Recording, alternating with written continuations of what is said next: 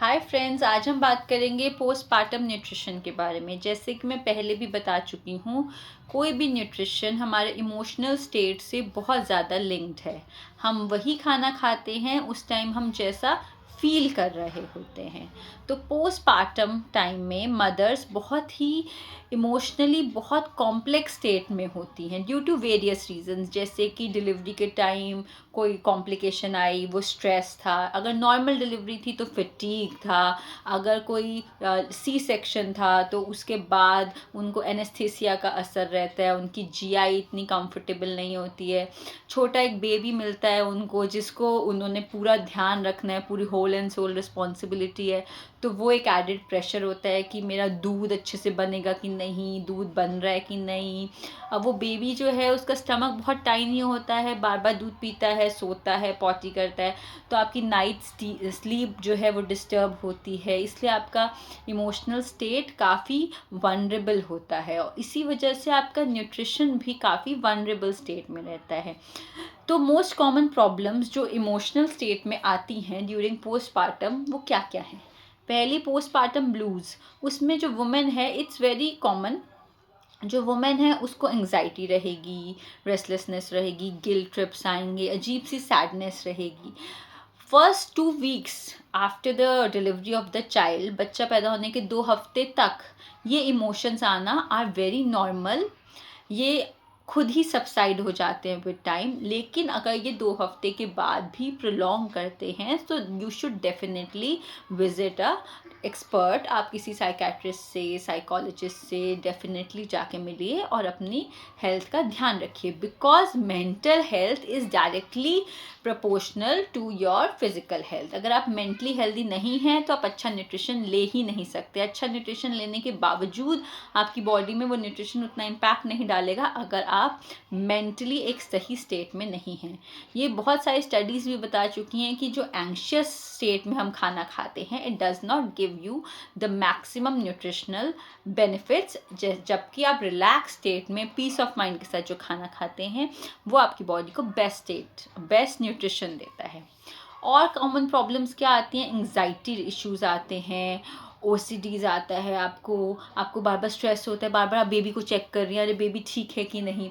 These are very normal emotions. किसी भी new mother के साथ ऐसा होता ही है। फर्स्ट टाइम मदर्स के साथ होता है, सेकेंड टाइम मदर्स के साथ थोड़ा सा ईजी हो जाता है क्योंकि उन्हें थोड़ा सा प्रिपेयर्ड होती हैं कि अच्छा ये फेस आएगा।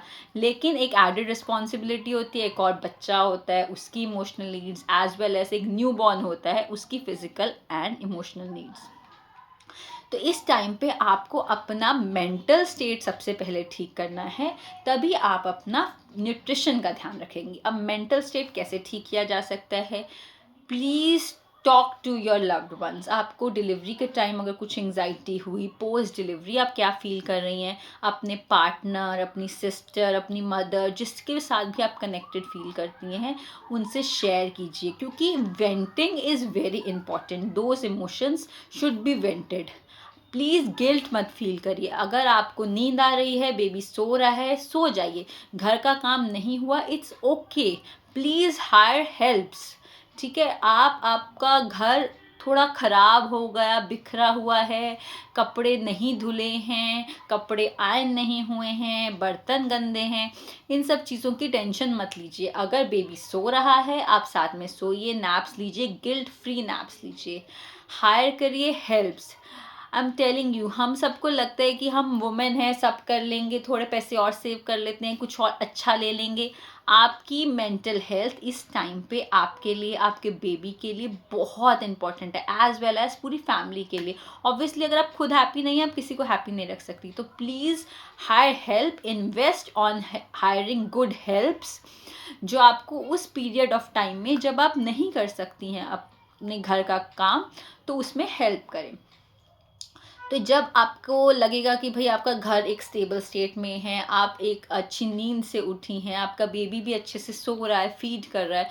देखिए, अगर आप एंग्जाइटी में हैं, अगर आप फियर में हैं, अगर आप गिल्ट में हैं, अगर आप किसी भी नेगेटिव इमोशन में हैं, तो आपका फीड जो है, जब वो इमोशंस कैरी करेगा, बच्चा भी रेस्टलेस होगा। बच्चे मिरर करते हैं इमोशंस। अगर आपका इमोशनल स्टेट सही नहीं है तो आपके न्यू बॉर्न में भी अनईज आप फील कर पाएंगी। वो एंग्जाइटी अरे उसके लिए तो इस पूरे वर्ल्ड में सिर्फ आप एक नोन इंसान है, सिर्फ आपकी एक हार्ट बीट है जिसे वो जानता है, सिर्फ आपकी एक वॉइस है जिसे वो पहचानता है, या फिर आपके साथ आपके हस्बैंड या फिर जो भी आपका केयर गिवर है, तो कुछ वॉइसेस उसे पता है, कुछ टच उसे पता है। तो he is in a very vulnerable and scared state.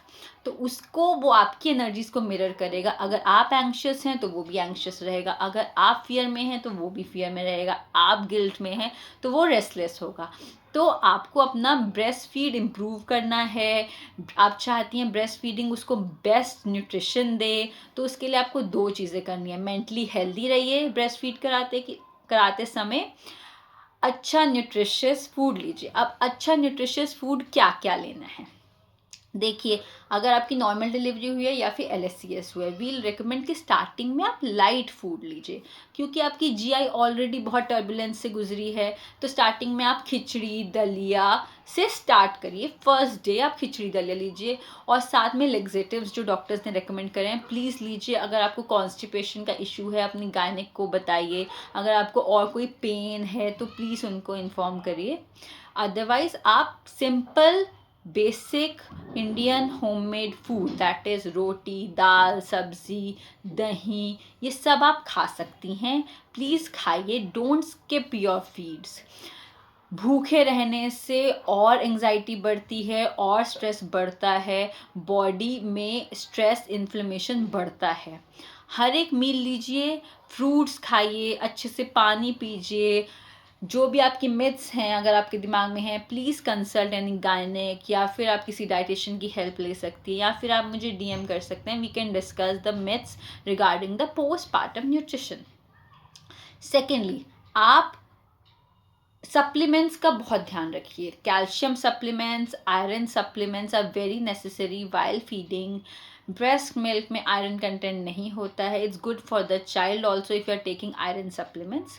तो कैल्शियम और आयरन आपको एटलीस्ट 6 मंथ्स तक, जब तक आप एक्सक्लूसिव ब्रेस्ट फीडिंग ले रही हैं करवा रही हैं, तब तक आपको लेना ही है। और अगर आपको कोई और मेडिसिन चलती है, प्लीज़ कंसल्ट योर गायनेक, उनसे कंसल्ट करिए। ब्रेस्ट फीडिंग के दौरान भी बहुत सारी मेडिकेशन अगर जो आपको पहले से चल रही है, अगर वो कंटिन्यू करनी है तो they can tell you. Third most important thing, have a good sound sleep.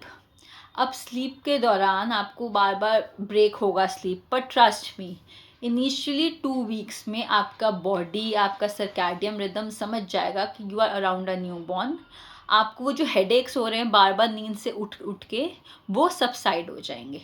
2 weeks में आपकी बॉडी नॉर्मलाइज हो जाएगी। Trust the process, have faith. Sleeping में क्या क्या चीज़ें हेल्प कर सकती हैं? ऑइंटमेंट्स आते हैं, magnesium ointments, they help in having a good sleep. So you can have a good foot massage using that ointment, और कोकोनट ऑयल, और you can have a basic massage. अगर आपको ज़्यादा विग्रस मसाज नहीं चाहिए तो you can go for massage before sleeping, it can help. You can have head massage, और सबसे ईजी और सबसे अच्छा तरीका है, talk to your most favourite person. अपने पूरे दिन का सारा स्ट्रेस उसको बताइए, अपने अच्छे अच्छे जोक्स, अच्छी अच्छी स्टोरीज, अच्छी अच्छी मूवीज़, अच्छी अच्छी क्लिप्स, जो भी आप देख के हैप्पी फील करें वो देखिए। बच्चे से रिलेटेड आपको पढ़ना है, जानना है, क्यूरियोसिटी है, then learn about it, make your day productive, क्योंकि आपको सबकॉन्शियसली ये चीज़ गिल्ट में डालेगी। अगर आप बस नेगेटिविटी, सैडनेस, डिप्रेशन में रहेंगी, अच्छे से खाना नहीं खाएंगी, then you will go in the vicious loop, जिसमें आप कुछ नहीं खा रही हैं, आपकी ब्रेस्ट मिल्क प्रोडक्शन कम हो रही है, बच्चा इरिटेबल हो रहा है, आपकी सेम एनर्जीज वो मिरर कर रहा है, आपका न्यूट्रिशन कॉम्प्रोमाइज़ हो रहा है, आपको हर जगह दर्द हो रहा है। Please stop, break this cycle, you can do it. Every mother is blessed with the strength that God gives you while He was making you a mother. But don't feel guilty to seek help hire करिए। घर में family का support है तो please ask for help. जितनी help मिल सके इस टाइम पे, it's good for your emotional state. तो पोस्टपार्टम न्यूट्रिशन में सबसे मेजर रोल प्ले करता है postpartum mental state. Keep a balanced mental state, stay positive, and your nutrition will automatically get into the place. Have a simple food. Simple chapati, rice, dal, carbs, vegetables, fruits, coconut water, everything is allowed. Eat everything. Have a proportion in a limited quantity. Initially आप थोड़ा थोड़ा थोड़ा करके खाइए। आपकी गट अभी थोड़ी सी week है स्टार्टिंग में, पर then after 2 weeks you can have a full fledge meals which you are having. What you have to avoid, sugary food. Depressed feel कर रही हैं, चॉकलेट्स मत खाइए। High carbs, high calorie food, French fries, burgers, pizza won't help in this state. Please get into the conscious state of mind, get a grip of yourself. These foods will only lead you into another cycle of sadness. They are just temporarily sugar boost, or they increase your hypoglycemic index and they increase your sugar spike, and you feel happy for a limited period of time. Please don't do that. Be conscious while eating. Stay happy, stay healthy, eat warm food, drink a lot of water, meditate, do a little stretching or yoga. Hug your newborn as much as you can. Feed him or her whenever she wants. Trust God, trust the process. You'll get through it. It's just a phase. It will be a more comfortable phase as the days pass on. Have faith in yourself and stay positive.